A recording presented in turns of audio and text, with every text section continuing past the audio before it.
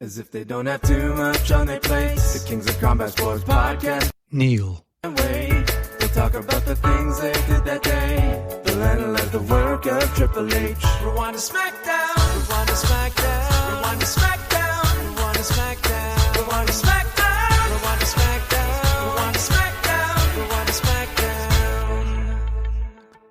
And hello and welcome to everybody joining us on the free feeds here for Rewind-A-SmackDown. I am joined with my mystery man on the phone every single week, Neal Flanagan. Welcome. Yes. Welcome again.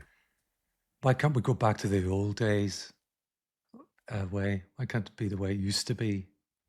People would... You feel I'll not go down that path. Feeling neglected? I got something to tell you and everybody who represents you, and you know who I'm talking about. Ooh. What are you going to do? Fire me? Worked out great last time, didn't it? All right. More on this a little bit later. Of course, we have some big news, a big reveal to talk about on this edition of SmackDown. But first, Neal, thank you for taking us through today's news update, which we just did in the XL edition. Wanted to direct everybody's attention to that, including, of course, a lot of discussion about Janel Grant and her latest, I guess, update. You know, her own sworn statement that Pollock and Thurston covered incredibly well. So wanted to direct our people listening to this portion of the show to that show as well.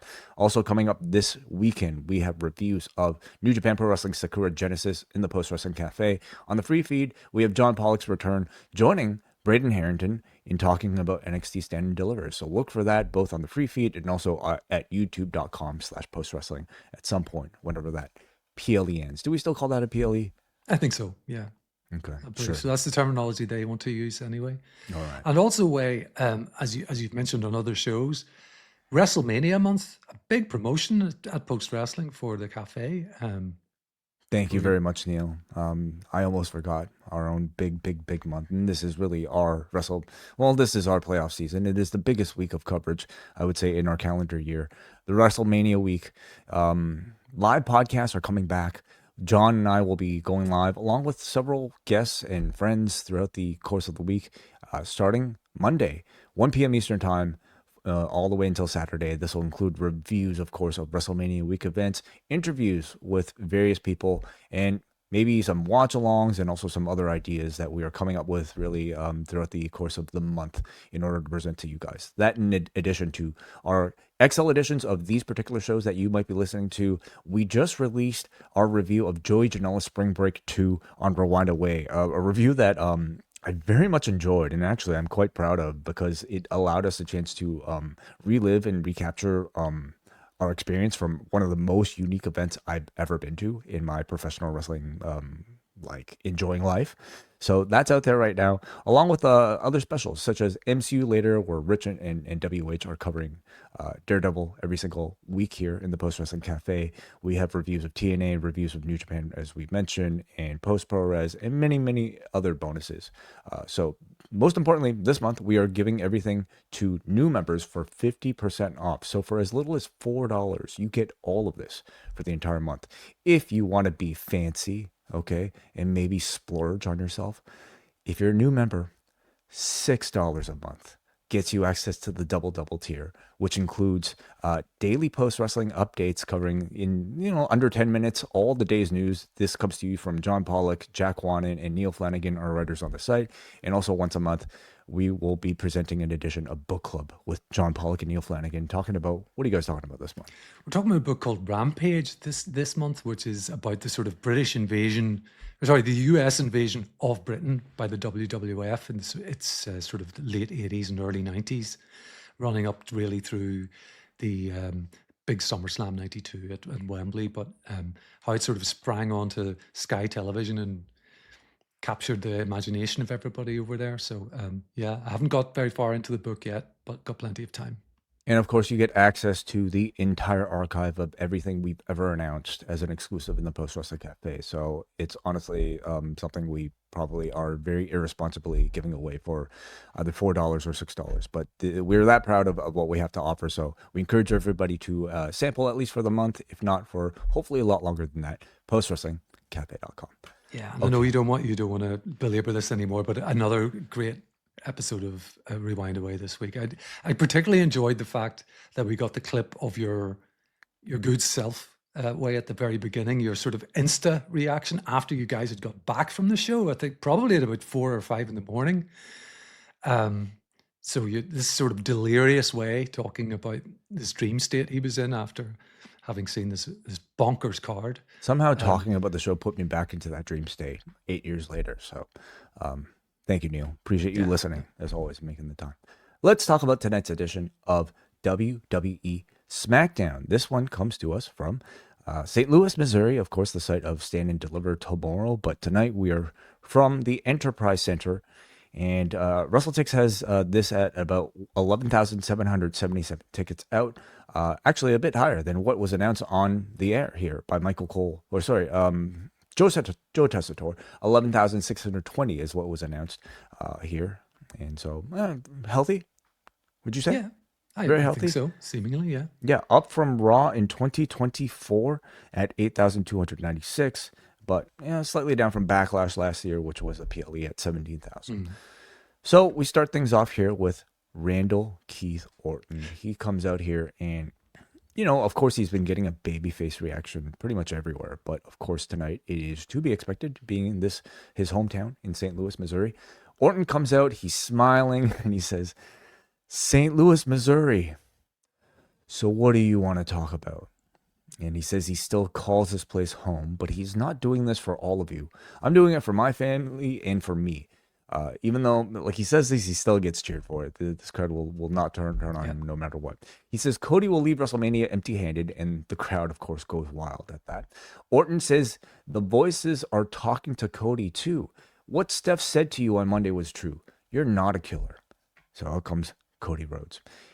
And then, of course, instead of doing any talking, they engage in yet another brawl here. And there are a ton of boos for Cody in this instance. When all of a sudden, Pat McAfee comes out. He's wearing a Randy Orton t-shirt. He storms in wearing sunglasses and looking a little bit aloof before punting Cody Rhodes in the balls. Pat then starts cutting a promo on St. Louis sports teams. He tells foreign Adam Pearce to shut up, and he talks. So he's turned heel. He's giving us the reason why. He talks about the Q&A where he talked about the business passing him by and that he might not return to the WWE. And he said that because he thought the direction of this business had gone to shit. He talks about the forgotten Attitude Era fan, the fans who this company forgot about. Why does he have to watch two 5'5" guys do a 45-minute Iron Man match for 10 weeks straight for no rhyme or reason when Randy Orton is around? Why does he have to turn on Netflix and see all of Gorilla blank something expletive that was censored episode after episode when Randy Orton is around? Tickets for WrestleMania are still around somehow when Randy Orton is around. SmackDown. I'm not making this up. This is not me doing a John Pollock, sort of make fun of this segment. No, this is really what he said. He says, SmackDown, fresh off the lowest rated episode of all time, has a puppet for a champion who represents everything that we hate. He tells Cody Rhodes, I was the one on the phone telling Orton he has to kill everything, not just for the title, but because the business you're leading is terrible. And he is going to save this fucking business. And this was St. Louis, which might have been the best option for a promo like this because the crowd responded cheering. This was Randy Orton. This was somebody helping their hometown favorite in Randy Orton. But my God, Neal, I thought this was absolutely awful. This was dog shit. And I'm not one for the epic rant ever, really, but I could not believe what I was watching. This to me was fine up until Pat McAfee appeared. Randy is this badass guy at the minute who is leaning into the voices in his head, all of that. And the crowd are loving him for it. And he doesn't have to turn on them. I mean, earlier on, he was sort of saying, it wasn't like you people, I hate you people, you don't matter to me. It was kind of, I'm not doing it for you, I'm doing it for those 6 people. And he pointed to his family who were in the front row. And all of that was really working. The crowd were getting behind him. And so he's in this really interesting tweener kind of role for me. And they booed Cody, and in St. Louis, that's probably, you know, what you might even expect. In Vegas, who knows what you might get? You might get a sort of a 50-50. But here we have Pat McAfee coming out of the clear blue sky. Nobody thought this was going to be the guy on the phone, with good reason, because it makes absolutely no sense whatsoever. He runs down the product, as Way mentioned, with real facts. Were they real though? Wow, he's shooting, brother. You know, well, of course they weren't really real. I mean, please direct me to the episode where there are 2 5'5" wrestlers doing 45-minute Iron matches. I took obviously an exaggeration, but like I take it to like maybe infer to what Carmelo Hayes and Ilya Dragunov, you know, having maybe a lengthier match than usual. Okay, fine. My sort of like question of what he would bring up in this promo is SmackDown is coming off of its lowest rating of all time, the lowest rated episode of all time. So what is that from? Last week, the show did a 0.33. Mm-hmm. It wasn't even the lowest of the month. I mean, on March 6th, they did a 0.27. On Halloween, they did a 0.20. 0.33 in comparison is actually not a bad number whatsoever. So what is Pat saying here? Why would he like suggest this to an audience that obviously would not really know any better? It makes no sense. And I wonder how much of this was absolutely scripted for him. You know, like you must drop in this fact, and I put that in inverted commas, or how much was left to his imagination. So somebody in the chat here is suggesting he might be talking about cage match. In which case, I haven't confirmed. Maybe while you talk a little bit more, Neal, I shall maybe look it up. But like, that would be even more laughable. That would be even funnier. That this guy who cares about, about the fans who remember the Attitude Era, who got up in the morning, wanting to shout "what" at everybody, and who wanted to talk about, replicate. He was talking about cage match because Friday Night SmackDown from March 27th was rated a 2.43 on cage match out of 100 votes. All right, so 100 people voted, and that was enough to make this into the crux of Pat McAfee's reason for turning heel. And I would suggest maybe confusing a lot of people to not really realize he's talking about cage match, instead maybe thinking about him talking about the actual television ratings of the show. I would say confusing the entire audience. Is 100 self-selecting people deciding what to rate on cage match, and the average WWE viewer does not know what cagematch.net is.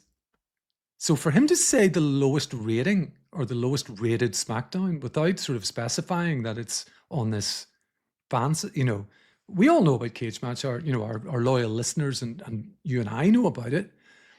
I don't know how well known it is across this. This is even worse than I thought. Oh my God. Yeah. And it's so outside the mainstream, which is what he's talking about when he's going on about. Well, it sounds worse. Attitude Era. Like, okay, fine, I understand. He's supposed to play the internet nerd, I guess, right? Like the guy who's complaining about the modern product because he wants the Attitude Era back. Yeah, sure. That might be the type of fan in Pat McAfee's mind that he's trying to parody, who also cares about cage match ratings. I mean, fine, but like it certainly didn't land for me, somebody who actively is a part of a cage match perhaps viewing audience. So it sounded way worse than I think like he was intending.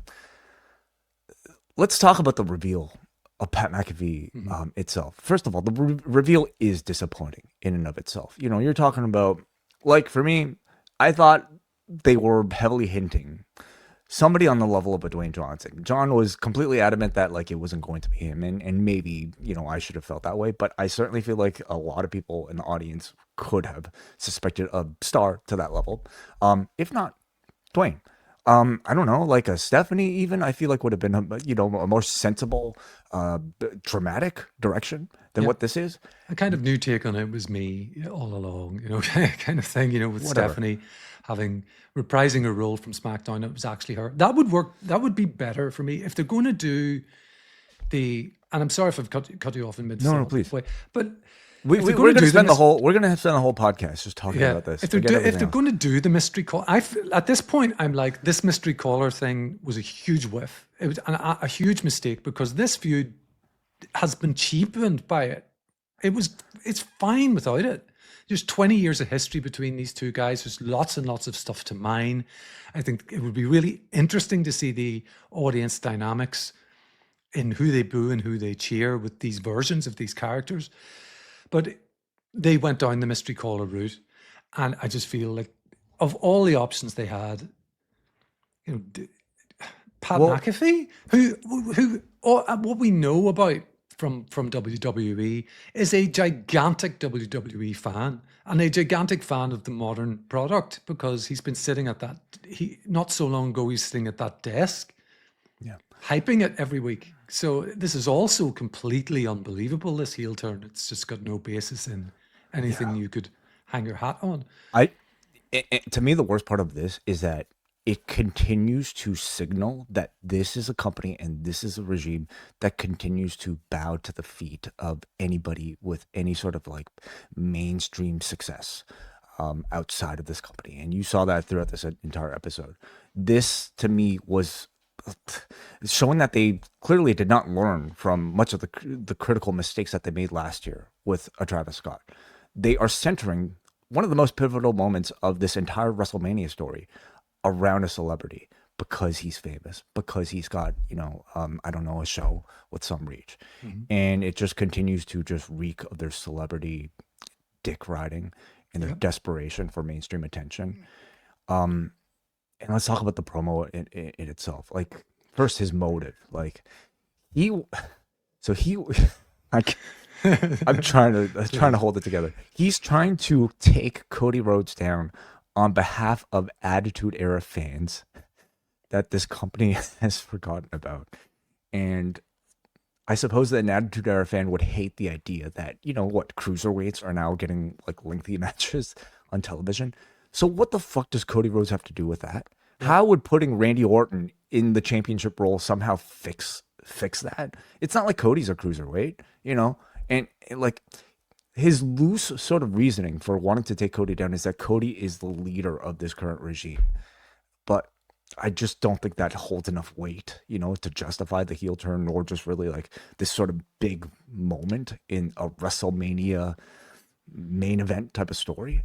Not even remotely close, because there's hardly any logic that you can hang on this. Like you said, like, he's blaming Cody for the fact that he preferred the Attitude Era and now Cody is the champion on one of the brands, and they're going to save the fucking business by making Randy. Honestly, it's like mid 2010s TNA, late stage WCW. They'll never see it coming, bro.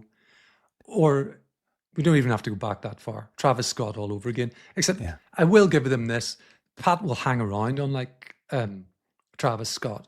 He's unlikely to burst Cody's eardrum like Travis Scott did, but it's really not much better. As from a storyline point of view, this is totally illogical. This sort of like I don't know, this work shoot sort of like balancing act that I feel like 25 years on from like WCW, we've certainly grown a lot from, and I think like that it could be done well, throwing in hints. This felt like a complete devolving into like just like the basis level of understanding of what makes a work shoot work versus fail. And this was like what was continued to like baffle me in listening to this promo was like, this is a company that is so like insistent on hiding its own weaknesses and emphasizing its strengths. Yet you had Pat McAfee here basically call out WrestleMania's weak ticket sales by saying somehow WrestleMania tickets are still available, and yet Randy Orton is still available. Calling out weak ratings for the show, even though like I guess he was referring to cage match, but the insinuation at least the suggestion was that like the show is coming off of weak ratings, television ratings. So that to me made no sense. It's inconsistent with the Pat McAfee character, who has one of the most beloved buffoons in this entire world. So like, good luck getting people to cheer it. It just felt hollow. It felt like it was a celebrity wrestling fan cosplaying as a bad guy, with a very sort of like, hey, look at me, I'm a bad guy type of promo, insulting the sports teams, rather than something that needs to feel real and genuine, especially for a WrestleMania level main event. Yeah, I agree with you. And it's just what it goes to show, like you said, is this company seems to put celebrity integration above all else. Never mind that this story would have been better without him. Never mind that the match would probably be better without him sniping around from the ring apron, which he will be, and maybe we get Jelly Roll on the other Jelly side. Roll would have been a better reveal than this. I mean, he no, it would wouldn't actually, have, yeah, that would have been a proper kind of at least like surprise. Jelly Roll has like teased knowing both of these guys. Anyway, yeah, sorry. Yeah, almost anything would have been better than this. Is so unbelievable, and wrestling is unbelievable, but that's the key to our fandom, is the ability to suspend your disbelief, and that takes a good story and some good crafting behind the story, and there's absolutely zero of that here. I just really disliked it. McAfee, The other thing is, yeah. I was wondering to some degree, is this because I'm in Europe and Pat McAfee is not outside of WWE? I don't really have much exposure to Pat McAfee. I never watch his show on YouTube. I'm not that interested in North American sports, so I don't see him on college. I don't know if I could watch him on college football coverage, even if I wanted to, because it doesn't really get much traction in Britain, etc. So I really only know Pat from this. He's not a big star in the UK in the way that he might be in the US. The thing is, though, he's already a part of this world. And what do you stand to gain from Pat McAfee that you wouldn't have gained otherwise? What, some mentions on his podcast, an angle on his podcast, which you could have done anyway? So this is a move that continues to baffle me. I don't think it's going to move any significant amount of tickets, if any. I think it'll deter people from who might have been sitting on the fence about possibly going to this WrestleMania at seeing this poor creative. I feel like it'll actually be like, no, I'm out. I'm I'd forget your sale. I don't care. This is something I'm actively, rebelling against. I'd love to have a counterpoint for you, Way, even a theoretical one, but I don't, because I feel like this program would be so much better without this. Yeah. I know I've said, I don't want to repeat myself. I've said it a couple of times, but I just think this actually actively ruins this program and potentially this match. I would love to know if Pat McAfee was the first choice when they started this whole story, or there possibly could have been somebody else, because to me that's the only explanation. Because I've seen some early theorizing online that this is an integration thing with Endeavor and Ari Emanuel, because the two of them are friends, the two of them that are linked. I think Ari actually represents him in some direction. Well, more on this later, because that is now evidently a part of the storyline as well, because the second half of this will be Cody Rhodes' retort, which I have plenty of thoughts about. Yes. Coming up a little bit later on in this review. Man. Yeah, one of the worst things I've seen on WWE television in a really long time. Actively puts me off. And we are the calm ones, everybody. Okay, neither of us have John Pollock energy. All right, we are the calm ones here. Look how livid we both are. Yeah, furious. Orton is with Pat backstage, and they're congratulating the hell out of each other. Mission accomplished. He says, he specifically, and I quote, "Mission accomplished." I think. This is what Pat McAfee says as he gets into his Dodge Ram, all proud of himself. Orton says, "I needed you in my ear. Thank you for the call." So McAfee reiterates their desire to save this business. So that is our big reveal on the show. Rhea Ripley. How do we go from this? Talking about Rhea Ripley versus Michin here. So Jade shows up halfway through. She distracts Rhea. Michin takes over through commercial, like every single one of these matches. Rhea comes back. She tries for the Razor's Edge, but seems to have a bit of trouble getting Michin up into position. So Michin kind of kicks herself up into position for the Razor's Edge, which gets a 2 count. Michin delivers the Poison Rana. Soul Food gets a 2 count. Michin goes to the Styles Clash, but Rhea reverses into the Prison Trap, which taps Michin out. So I would say crowd was quite hot for the duration of this match. I mean, Rhea Ripley is a big star. Thought it did its job in setting up an obstacle for Rhea to blast through en route to Jade and puts a little bit of credibility behind the prison draft. What do you think about, the match itself? Yeah, I mean the crowd were very hot for Rhea, as they always are. They were not hot for Michin when she made her entrance, but that's to be expected. She's still being built up a little bit, even though the time is ticking towards WrestleMania. The match itself was very standard, and kind of went exactly the way you would think it would go. Um, she struggled. Well, we'll get to the post match. Afterwards, we got a 3-on-1 beatdown here from Jade, B-Fab, and Michin on Rhea Ripley. When out comes, all the way from Raw, Io Sky to help Rhea Ripley out. And afterwards, somehow able to cross over from Raw, maybe setting up some sort of tag match or something. I don't know. What do you think? Perhaps, yeah. We've got a bit of Raw integration here tonight with Io and with Bayley and Lyra as well. Well, of course, the women's tag division is it's something understood that they can move around. I think. What? But they're not a tag. Well, they're not actively competing for the tag division. In fact, you had like Rhea Ripley like have a whole segment with Io Sky like having a big goodbye. Yeah, they said goodbye for like about 3 weeks. I meant some more that Bayley and Lyra, that they could come and sort of be in the tag division. These two, yeah, it did, Io, yeah, they had the big goodbye, and of course, Rhea having to wear the hairpin to even remind her of Io's name and stuff like that for a few weeks. But it's fine. Matt Cardona is in medical. He's getting his arm checked out. Black and Zelina come in, and they give him another "I told you so," and they say that Orton just wanted to get back to being himself. He didn't change. And only Matt Cardona has not accepted that. So Matt Cardona challenges Aleister Black to a match. And that is for later tonight. The MFTs are in the back. Solo needs somebody to step up to face Uncle Howdy tonight to protect their lantern. Tama Tonga questions why they're fighting for this lantern at all. Solo then volunteers Tama to face Howdy. Tama says, I'll do it, but I'll do it alone. So taking some of Nakamura's challenges very seriously. Io and Rhea are in the back. Rhea says Jade has followers, but Rhea and Io are friends. And Io reiterates that they're best friends. They say they've got each other's back no matter what, and they're bloody unstoppable together. So at what point are we getting this turn? They are like continuing to lay this on incredibly thick. What's going on here? When is it supposed to come to a head?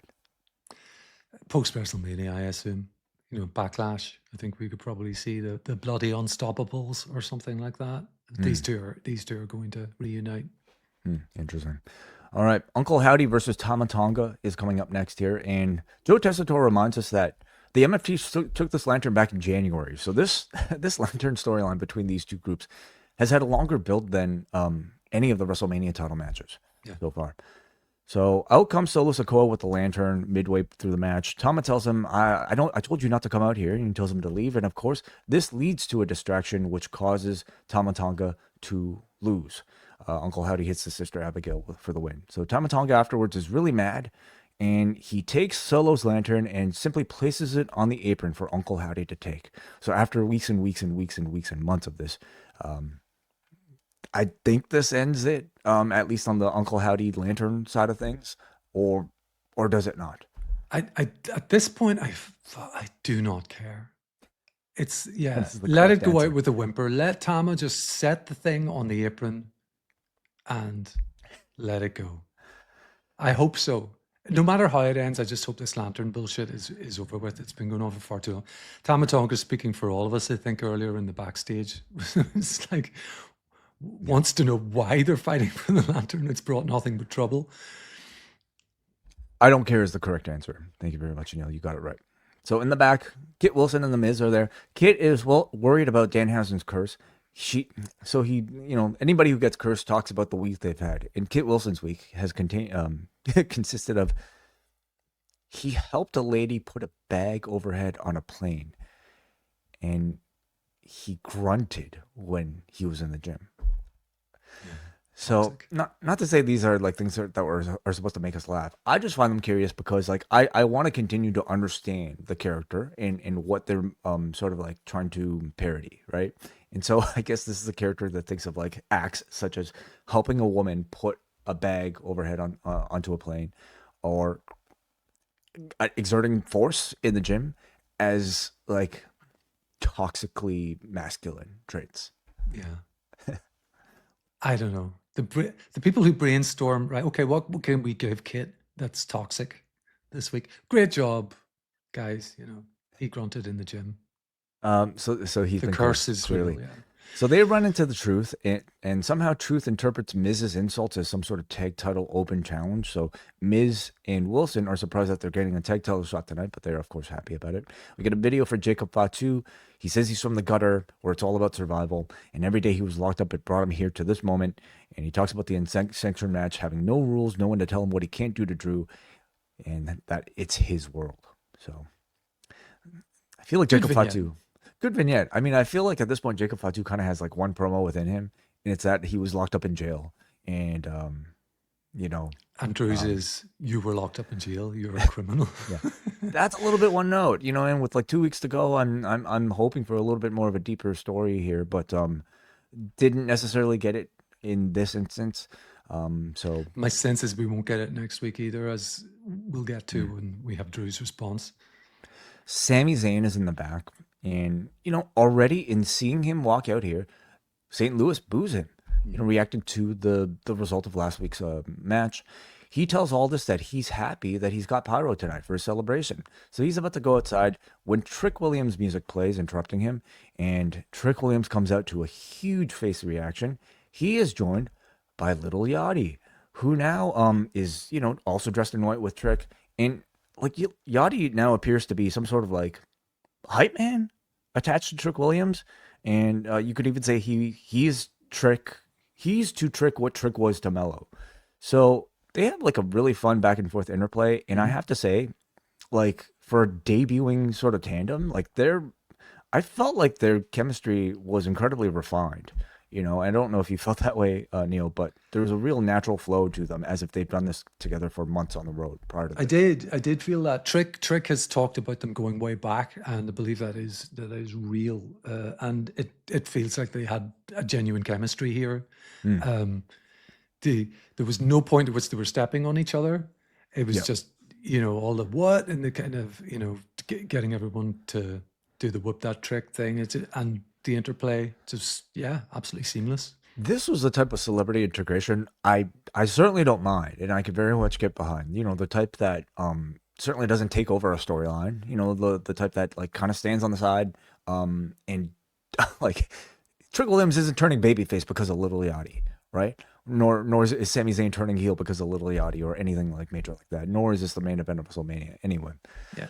Trick says he ain't taking no lip from no gingerbread man. Ginger beer, ginger snap.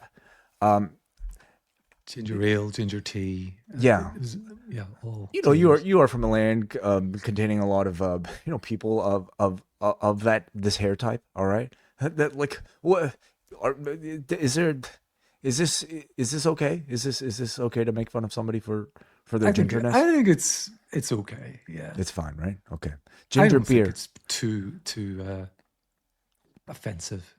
Gingerbread man, ginger beer, ginger snap. Trick calls for Zayn's pyro, and the pyro guy obliges. You know, he called for it, so let's do it. This prompts Sami Zayn to come out, and he gets an immediate heel reaction. Zayn says, your presentation is great, Trick, but I've never been about pageantry. I'm about the wrestling. All the fur coats won't save you from me in the ring. Zayn gets more boos. The crowd is chanting, whoop that Trick. Trick says, you are the champ and going to WrestleMania because of me. So out comes Carmelo Hayes. Of course, Trick Williams interrupted in the match last week.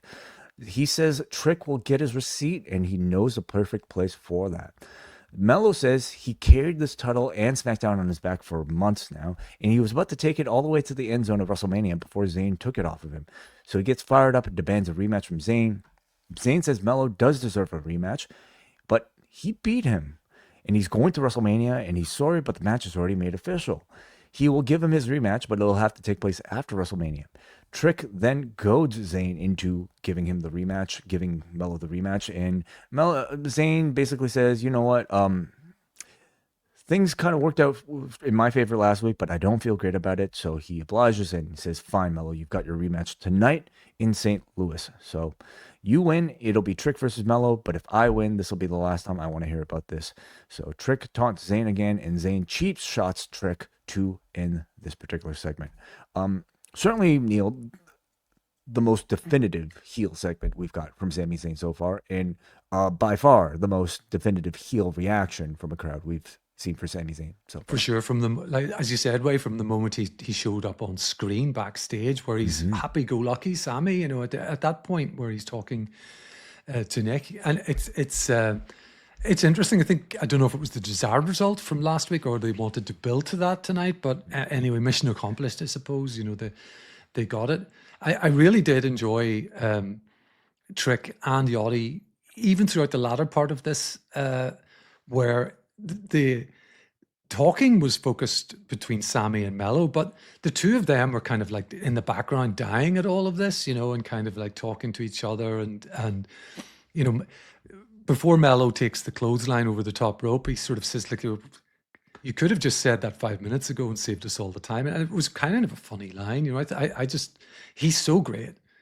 But to go back to Sammy, yeah, I think we're headed in one direction and one direction only with him. And I think it feels pretty well earned at this point, because there's been a lengthy build to it. Yeah, at this point, there's not even a question of whether or not there's a double turn coming. One might even argue the double turn has already occurred. Certainly, this is how St. Louis took it, because while I think the story was progressing at about maybe like, you know, an 8 out of 10, maybe 7 out of 10 even, this crowd was treating it as if it was like 15 out of 10, right? Like they're already all the way over, already fully booing Sami Zayn, cheering for Trick. But I thought throughout the sort of lead up to the segment and the segment itself, they were doing a lot of things to sort of urge the crowd to boo Sami Zayn and to cheer for Trick Williams. Number one, Sami Zayn simply walking out with that like proud look on his face in the back. That's enough for you to want to hate anybody, right? And then playing Trick Williams music, which is like probably the most fan friendly like entrance song that is currently in the company right now. That alone is enough to warrant babyface reaction. So job well done to them. Almost too good of a job, because it almost like leaves very little room for like any sort of surprise at this point.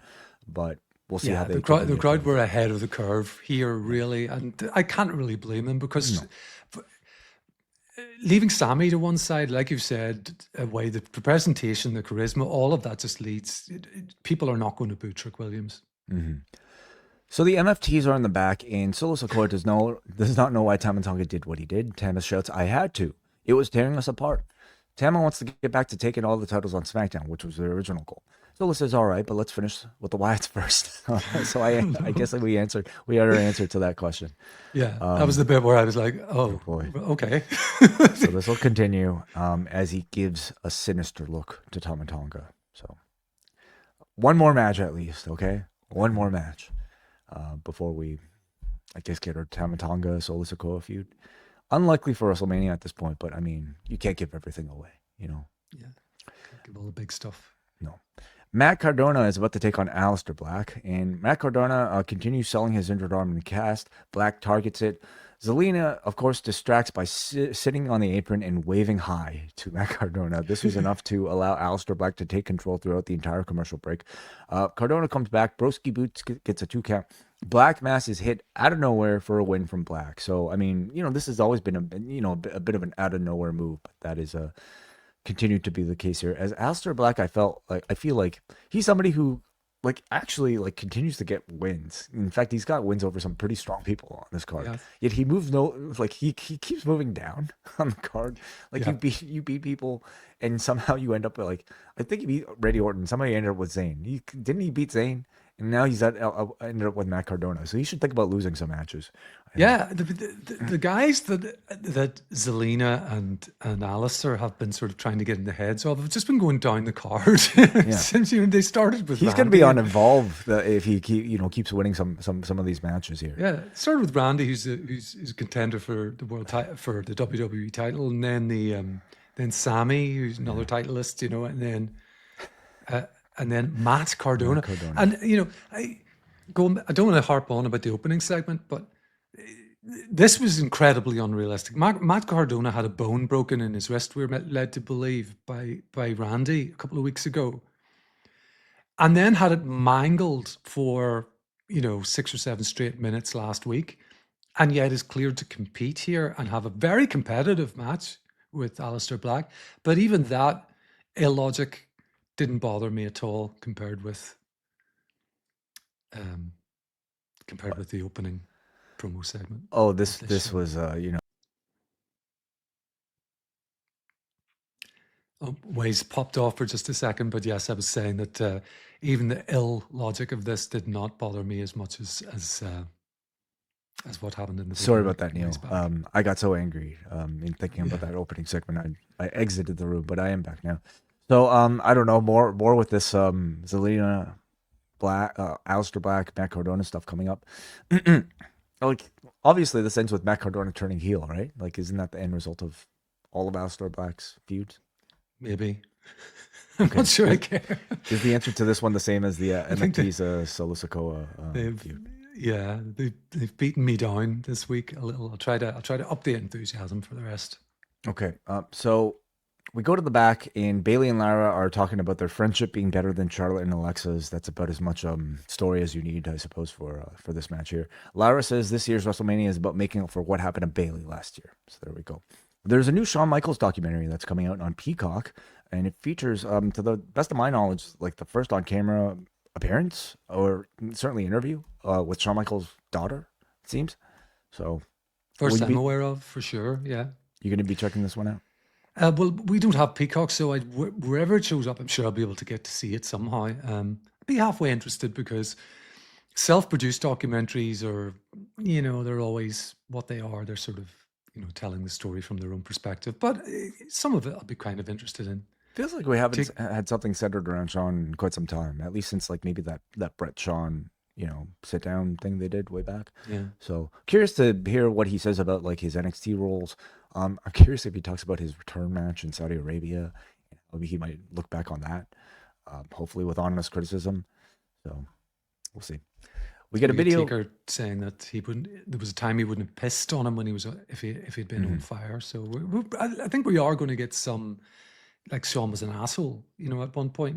Of course. Talk. So we get a video for Lesnar and Obafemi, and no live appearance tonight. But do you expect any difference in reaction to Brock Lesnar coming off of everything that we've continued to learn through the Janel Grant? I do not, and I feel that this is one of the products of being in the business, I suppose, of pro wrestling coverage, is that these things are big stories, important stories, but I don't feel that they cut through to the people who are sitting in the stands at these shows. I don't know that the Monday Night Raw crowd, if you polled them, would you get even 50% who are really aware of it? I'm just not sure. Yeah, I don't think so either. These people aren't on Cage Match after all, right? No. Yep. So I'm sure more discussion about all of this coming up on Monday. So we see the Garganos in the back there with R-Truth, and Candice promotes Gargano's NXT match tomorrow. Gargano says Johnny Wrestling is back. So we shall see. Priest comes in and asks Truth why he chose The Miz and Kit Wilson for their first title defense. Truth thinks Asuka cursed them last week, so it's going to be easy. And of course, Truth has mistaken Danhausen for Asuka. So Priest just goes along with it. No analysis needed, Neil. It's okay. I know you have plenty to say later. Let's go to we go to Drew McIntyre, who has his sort of retort to Jacob Fatu's video. He says maybe his WrestleMania moment was stolen from him yet again. He calls Fatu a criminal and a thief, and he says he's a convict, which is emphasized by big block white letters that read convict. The big convict logo, kind of like stamp. Yeah. He calls Fatu a nepo criminal of the same family that made his life a living hell. So he says next week he's going to show who Jacob really is. Yeah, that's where I'm sort of disappointed, because I feel like it goes to what you were saying earlier, Way, about this is all a bit one note. The fact that we know that Jacob had some sort of criminal past and spent time in county jail. And that, it feels like, is what we're going to, this is all being lent into by Drew. Next week, I'm going to expose you, and it will be all this is sort of going into his criminal past. I feel like, probably throwing up some mugshot photos and things like that. So of note, next week's SmackDown is in San Jose, which is the Bay Area, and I would assume, well, Jacob Fatu's sort of like hometown. I would assume he was incarcerated probably near there. Does Drew McIntyre show up in the penitentiary? Does he show up at what is it? What's that famous Alcatraz? Yeah, does he show now? Was Jacob Fatu from Alcatraz? They should like retcon this to just like tell us I he's think escaped from it was Alcatraz. already closed down by then. But yeah, it'd be pretty cool. But it would make for a pretty cool vignette going off to the island, to the Rock. Yeah. Okay. All right. So The Rock, thank you very much. One Rock might be showing up on WWE TV this year. Her Alexa are taking on Bailey and Lyra. And they do replay Nikki Bella's ankle roll from last week, and they inform us that she's undergoing rehab to get ready for WrestleMania. So we shall see if there's an update on that. They cut Lyra off from the commercial break, and they hot tag to Bailey coming back. The crowd responds well to it. Bailey delivers a flying elbow for a 2 count. Lyra then comes in and helps deliver a double team Samoan drop / blockbuster for a 2 count. Bailey then breaks up a figure 8 attempt from Charlotte. Charlotte and Alexa call for stereo natural selections, giving Alexa the pin on Lyra Valkyria. Good match, I thought. Good close and good reactions. And I'm thankful that we actually got a clean finish to this one, unlike all the other matches in this Yes, build. that was in my notes as well. We actually got a pinfall finish. This was a pretty solid match. Actually, I thought, yeah, I agree. I thought it was pretty good. I do wonder about the overexposure of all of these teams, though. Like they're on both shows every week, and my excitement level for this 4-way tag title match is not high, I have to say, because we've seen so many combinations of them fighting each other already. And the irresistible forces coming in to do what they do at the end of every match, which is to sort of beat the rest of them down. So yes, it feels like they've given okay. this match so much airtime, like in the form of matches and all that's great, but there's just like almost like zero heat to it. And there's zero like sort of personal grudge attached to it. The only thing of interest storyline wise for all of this is just like, trying to see Bailey get her moment. And I have no doubt the crowd will probably respond really well to them winning. But I don't necessarily feel like they invested this airtime to the best of their ability to make me actually feel some emotion for really most of the competitors in this match. But good match. I agree. So afterwards, we got Nia and Lash attacking both teams. So, of course, they're having a match. Wilson and The Miz. Miz says them getting a title match proves that the curse is a myth. So here comes Danhausen, who wants to go to the ring with the both of them, where he offers to uncurse them. Kit is excited by this, but Miz tells Danhausen to simply stay away. Sexy Red is in attendance. She'll be on NXT tomorrow. So we get our match. It's Kit Wilson and The Miz taking on Truth and Priest. So we go through a commercial break. Truth and Miz are down from double clotheslines, and this is when Danhausen arrives. Miz tells Danhausen to leave. Instead, Danhausen gets onto the apron and tries to reach for tag from The Miz. Miz again tells him to leave, so Truth instead tags Danhausen. So Danhausen comes in. The crowd goes wild, of course. Not legal, but the crowd does go wild. Miz again tells Danhausen to leave. Danhausen curses The Miz, but instead, Miz pulls referee Dan Engler in the way. Miz puts Danhausen into the skull-crushing finale, but at this point, the lights go out. Danhausen somehow teleports to the ramp because that's one of his powers. Miz ends up delivering the skull-crushing finale to Truth. The referee counts 1, 2, and the referee's shoulder suddenly hurts, and he cannot finish the count. Priest then comes in, delivers the South of Heaven, and Dan Engler now is actually able to make the count with his other arm, giving Priest and Truth the win. I don't know if I need to go to the cage match rating to see what people thought of this, but what did you personally think of it, Neal Flanagan? Okay, so the wrestling match, it completely sucked. It was stupid and silly. But this is where, again, logic, I don't really mind about logic as being absent if it's entertaining.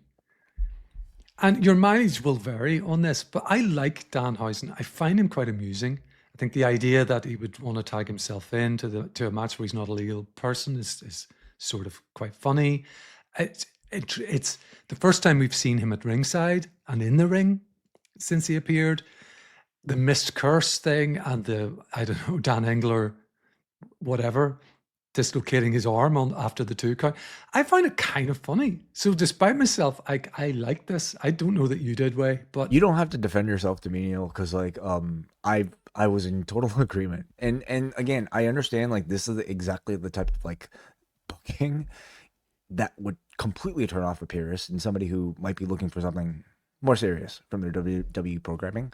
And while I acknowledge that it certainly takes us further away from maybe like the tag division being, you know, the showcase for great wrestling on a 3-hour edition of SmackDown, I thought at this point, it was perfectly fine usage of Danhausen and even the tag titles which are now like, I would argue more over than when it was as strictly a showcase title for what, like the Machine Guns and, you know, like just the good wrestlers on the show. yeah. These crowd reactions are huge for Truth and Priest, again, in comparison to maybe some of those matches.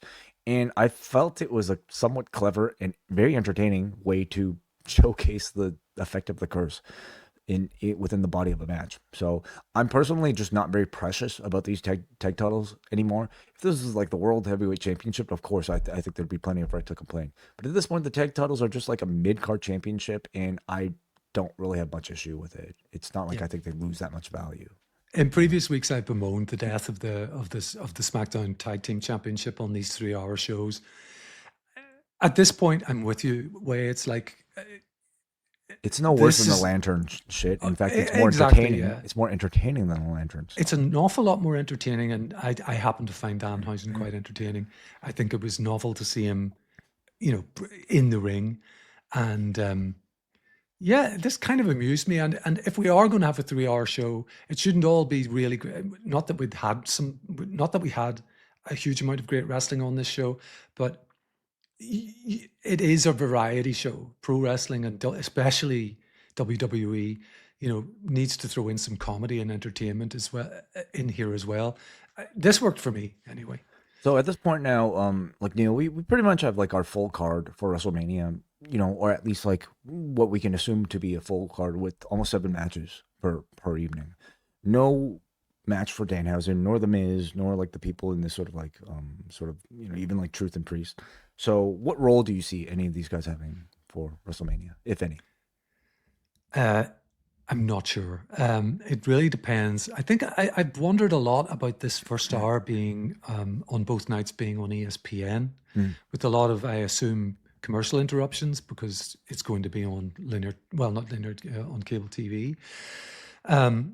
Is there room during those portions, those first hour portions of each match to kind of integrate these talents in there? Maybe. I'd be very surprised if we don't see Danhausen because he is popular with the crowd. He's established himself very quickly as somebody people like to see. So a comedy spot or something. I never really expected him to be in a match. I don't think they've hired him to wrestle, even though we know he's capable of it. But he can take some physicality at some point if he needs to. So yeah, I see Danhausen being integrated in some way. And I hope it's imaginative and funny. That would be cool. As for these tag titles, I don't know. I think that's going to be on SmackDown the night before. Yeah, agreed. Cody Rhodes quickly comes out and he just delivers the crossroads to Kit Wilson as he comes in a fit of rage and has a response for what took place earlier in the night. He's mad. He grabs the microphone and he says, saying Pat McAfee is the reveal of the person on the phone. That's like Scott Hall and Kevin Nash revealing Disco Inferno as the third man instead of Hulk Hogan. He calls Pat a stoner, a grifter, a Logan Paul without muscles, human hat rack. He says Pat and anyone who represents you, and I know who I'm talking to, can kiss my ass. This, man. Okay, let me continue here because there's certainly a lot to say about that line, but he continues here. Was that too far? What are you going to do? Fire me? It sure worked out last time. He calls Orton the devil on his shoulder while Cena was the angel. And he talks about Stephanie wanting him to be a bad guy, but claiming that the truth is Cody doesn't know if he knows how to do it anymore. He's got 2 kids in his dream job now. He says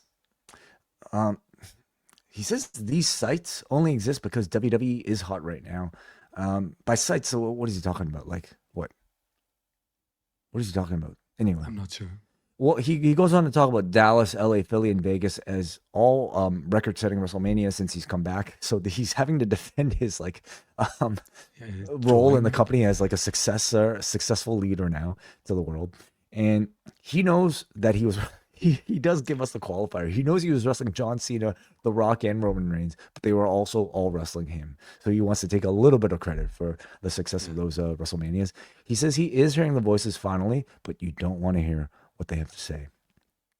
I thought I didn't think that opening segment could be framed worse, but I felt like this Cody promo, if you want to call it this, just kind of dug that hole a little bit further. First of all, what is what's going on here? So Cody is mad. He chooses to make fun of the reveal in the way basically the entire internet is by certainly not taking it seriously. He's calling out how flat and how disappointing and how weak of a reveal it is to have Pat McAfee be revealed as the person on the phone, drawing comparisons to it being Disco Inferno, like on the level of a Disco Inferno. So he's calling right out, this was a really bad story. This was like a really bad reveal, guys. He throws reference to the person representing Pat McAfee, which we know is Ari Emanuel. And of course, he follows this up by saying, was that too far? What are you going to do? Fire me? So now we're initiating some sort of work shoot story involving Ari Emanuel. So let's kind of think about that. What exactly are we to assume? That Cody thinks Ari Emanuel wants him to not be the WWE champion? Because why? Ari Emanuel maybe is wants us to go back to the Attitude Era and not to see 5-5. I don't know. We're getting to territory that is just I think way beyond from what I initially was enjoying this Cody Rhodes Randy Orton feud for. Yeah. He also insinuates that they could fire him, and of course this draws reference to WWE's misfortune of firing Cody the last time, whereby he created their biggest competition in AEW. So all of this is just again, verging in work shoot territory that simply does not make the WWE look good. It's bringing up facts that don't need to be brought up, and it just confuses this storyline into territory that I think is way worse than where they started off with at the beginning of tonight's show. This whole Cody Randy program was trashed by this episode of SmackDown, in my view. Now, I know that sounds hyperbolic, and by the time WrestleMania comes and they'll have their match and people will forget about this and move on, but yeah, this sort of work shoots topics that he brought up were Pat McAfee was a terrible reveal. It's like if the third man wasn't Hulk but Disco Inferno, like you mentioned. Yes, that's what people are saying on Twitter and Reddit. But to what end are you saying this? You're saying it because why? Well, I guess he wants to be they want to babyface him by having him agree with the rest of the world that this was a terrible reveal. But in doing so, you are just acknowledging that what you wrote was a terrible reveal, and you acknowledge the crowd's dissatisfaction, you're also which is no justification for doing it in the first place. And by extension, acknowledging that Randy Orton, who has very, very long been established as someone who has got voices in his head for himself, he doesn't need anyone in his ear, needed this guy. He needed a podcast host. He needed a podcaster to sort of ring him on the phone and say, you're not being evil enough, or whatever it is. Yeah. And then parlaying that into Ari Emanuel represents you, so he can kiss my ass too. Oh, and we're all meant to, and I imagine, again, because we're in the weeds, we know all of this. I imagine that half this crowd don't get the reference. That who represents Pat I McAfee. wish I could trade places with the person in the crowd who does not know what he's talking about, because if you knew what he was talking about, it makes it worse. It makes it way worse.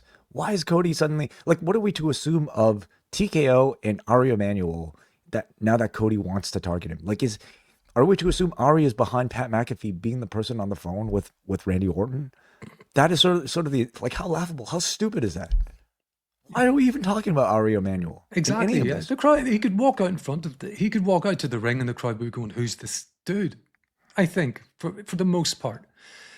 Yeah. It just So again, this coupled with like what is now maybe some of the conjecture around this being a TKO led Ari Emanuel decision led in forcing Pat McAfee into the storyline.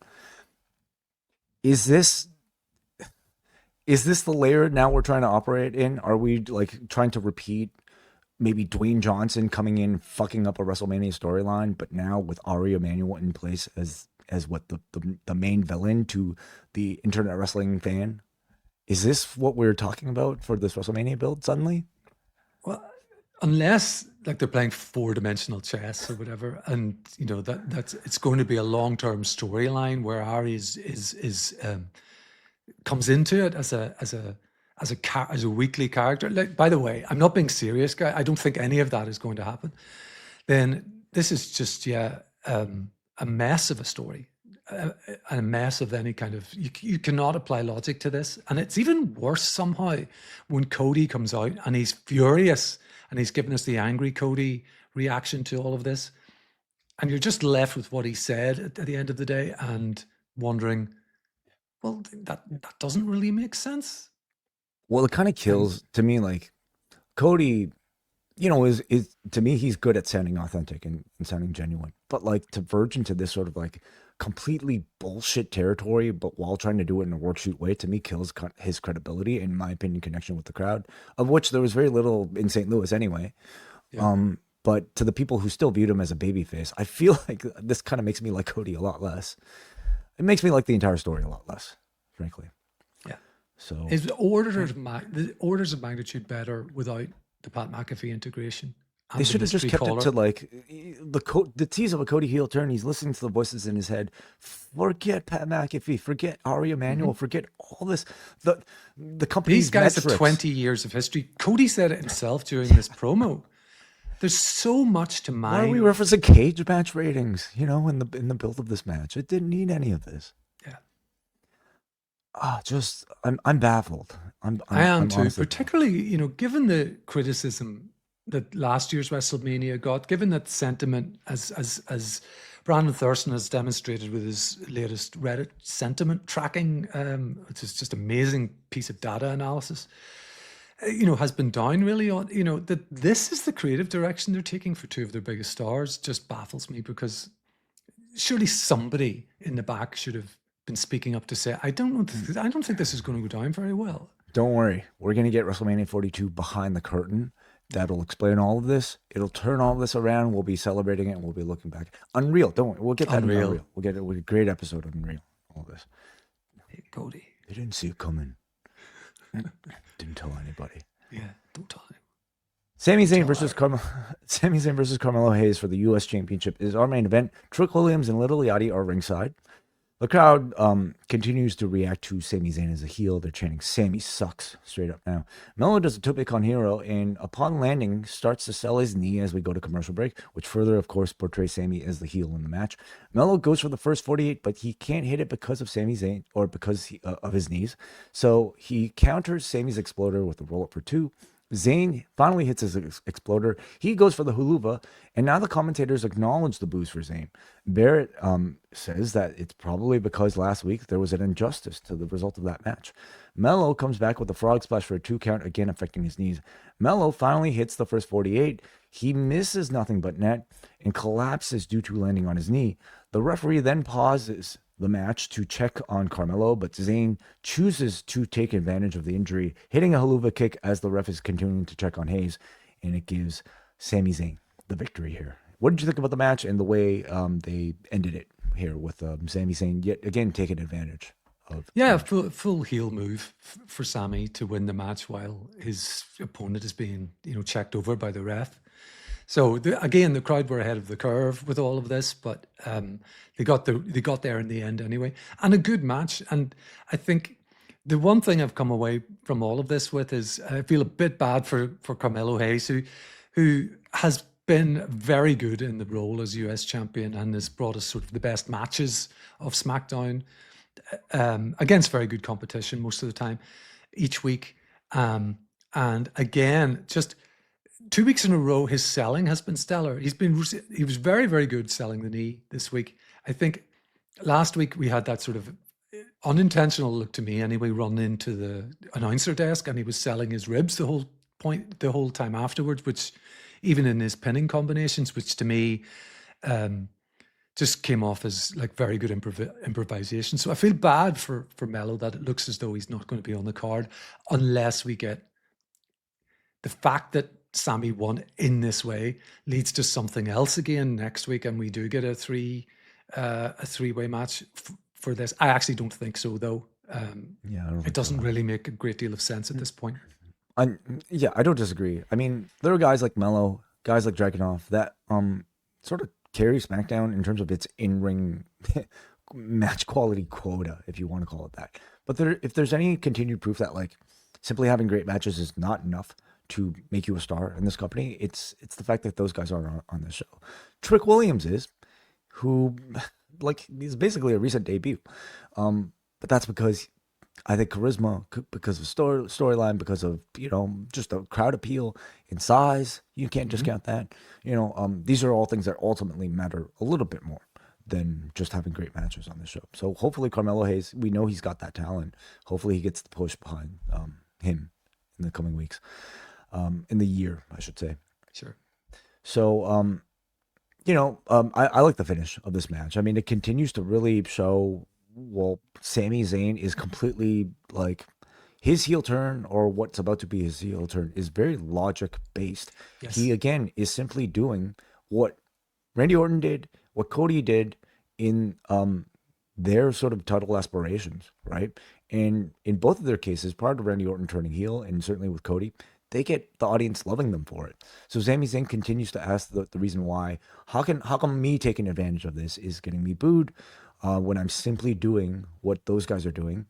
But more importantly, he's actually finding success in taking advantage of it. So I don't think he will express regret. I think the story is being very well told. I do too, and it's unlike a lot of heel turns. It's been, not this sudden kind of, just turn on a former tag team partner, that kind of thing out of the blue. This has been a slow burn, like you said, where it's just grounded in logic, because Sami has had all of these setbacks and has been struggling with his conscience week after week. We've seen all of these backstage segments, so it does feel like a very well earned turn. Afterwards, Trick and Yachty come to the ring, and Yachty just kind of like confirms the matches. Sami Zayn versus Trick Williams. He calls Zayn the gingerbread man again.